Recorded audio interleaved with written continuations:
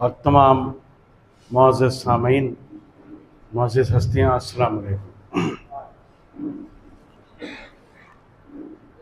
अनीस रफ़ी साहब के बारे में अब तक जो बातें सामने आ गई हैं, उनके शख्सियत का एक बड़ा गोशा उसके अंदर आ चुका है कि वो कैसे इंसान थे, अच्छे, बल्कि बहुत ही अच्छे फिक्शन के राइटर बंगाल में। शायद अगर बंगाल पूरी फहरिस्त हिंदुस्तान की बनी तो अगर कोई नाम पहले आएगा फिक्शन में तो अनीस रफ़ी का आएगा, इसमें दो राय नहीं है। एक बात मकसूद दानिश साहब ने जहाँ ख़त्म की थी, मैं वहीं से शुरू करना चाहता हूँ। दो अहम बात कि आमतौर से ताज़ियती जलसों में हम मरहूम के महासिन का जिक्र करते हैं, लेकिन एक अदीब अगर इस दुनिया से जाता है तो उसको जिंदा व जावेद रखने के लिए ज़रूरत इस बात की है कि उनके वो तमाम गोशे, उनके तीन ही अफसानों का तीन ही मजमुआ है, लेकिन ये मजमुआ लगता है बहुत सारे 300 मजमुए के बराबर होंगे। इसलिए एक एक अफसाना ऐसा है कि जो लोग आज के दौर के अफसाना नवीस हैं उनसे उनको सीख लेने की ज़रूरत है। तो ये मौका अदीबों की जिम्मेदारी बनती है कि उन पर एक प्रोग्राम ऐसा हो, एक नहीं कई एक प्रोग्राम हो जिसमें हम लोग उनके अफसाने के हवाले से और उनके तनकीद के हवाले से एक अलग से गुफ्तगू हो, मकाला लिखा जाए इस पर। और मैं बहैसियत सदर अंजुमन तरक्की उर्दू हिंद, मैं एक बेहतरीन मौका है, मैं यहाँ मौजूद हूँ सबके सामने, तो मैं अंजुमन की जानिब से ऐलान करना चाहता हूँ कि हम लोग अगले हफ्ते में मीटिंग एक करेंगे ताज़ियती, लेकिन हम लोग असल प्रोग्राम जो लेना चाह रहे हैं वो ये है कि उनके मज़ामीन पर एक बेहतरीन सेमिनार हो जाए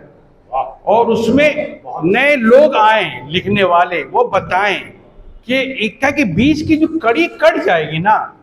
इस लेवल के अफसाना नवीस के साथ जो रिश्ता जिन लोगों का आज है, जो लोग यहाँ मौजूद हैं, जो बता सकते हैं 10 साल बाद पता नहीं कौन कहाँ होगा, तो ये बहुत जल्दी हो। और अदीबों के हवाले से जब तक हम लोग बाद की नस्ल को नहीं जोड़ पाएंगे तो हमारी इस ज़बान का जो वर्सा है ये बहुत हमको लगता है मुसीबत में रहेगा। तो ये मौका है कि उनके जिक्र पहले कर रहे हैं, जितने मरहूमीन अतबा और शोरा हैं उनके हवाले से प्रोग्राम होना चाहिए, लेकिन ये मामला चूँकि बिल्कुल अभी ताज़ा है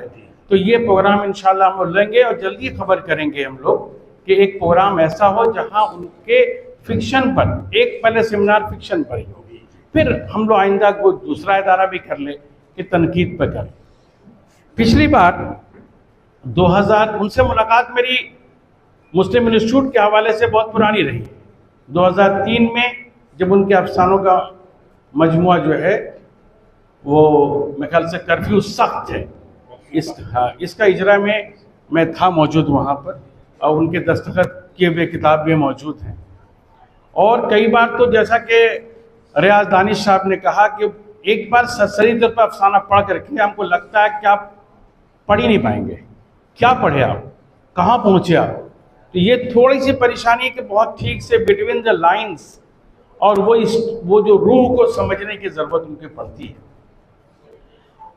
तो वो मुलाकात उनकी रही और उसके बाद से लगातार जब भी प्रोग्राम में शामिल हुए उर्दू एकेडमी में, मुस्लिम इंस्टीट्यूट में, बड़े शफ़क़त से मिलते, बिल्कुल इस तरह से कांधे पर हाथ रख करके बोलते अब तुम लोग को ही बोझ उठाना है। बेशक ये जुमला है, ये बोझ का मसला है, इसलिए इसका ध्यान आया मुझे। सन 2022 में 20 नवंबर को अंजुमन का कॉन्फ्रेंस के बाद एक बहुत जल्दी में मकसूद दानिश साहब का ही जोर रहा, सरबत खान साहिबा, सरबतुन्निसा खान साहिबा आई थी और एक प्रोग्राम हुआ है, अफसानों पर गुफ्तगू हुई है। और उस वक्त के जो भी जिन लोगों को मदऊ किया इन्होंने, जिन नुमाइंदा लोगों को, उसमें अनीस रफ़ी साहब ने आखिर में अपनी गुफ्तगू रखी, बड़ी पुरबख्श गुफ्तगू रखी, बहुत धीमी गुफ्तगू, और गुफ्तगू करने का अंदाज भी हमें सीखने की ज़रूरत है। लगता है कि अब ये ख़त्म हुआ, ये बात ख़त्म हो गई, फिर वहीं से शुरू होती। लेकिन किसी भी बात में बेरब्तगी नहीं थी। जितने दिन तक उनको सुनने का मौका मिला है, हम लोग उनको तो राय देने के लायक अपना वो क्वालिटी नहीं है, लेकिन इतना ज़रूर है कि उनसे जो सीखा है,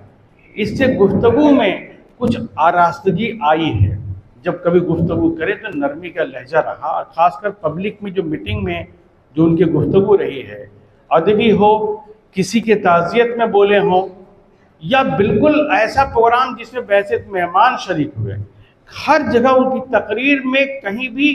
नामुकम्मल होने का एहसास नहीं रहा। एक मुकम्मल गुफ्तगू करने वाला इंसान आज बिल्कुल अपनी हयात के साइकिल को मुकम्मल कर गया। अल्लाह उन्हें करवट करवट जन्नत नसीब करवाएं। और उनके जो लवाकिन रह गए हैं, लवाकिन सिर्फ वो नहीं हैं जो उनके खूनी रिश्तेदार हैं, जो अदबी लवाकिन हैं, उनको भी सब्र जमील अता करे और उनके काम को आगे बढ़ाने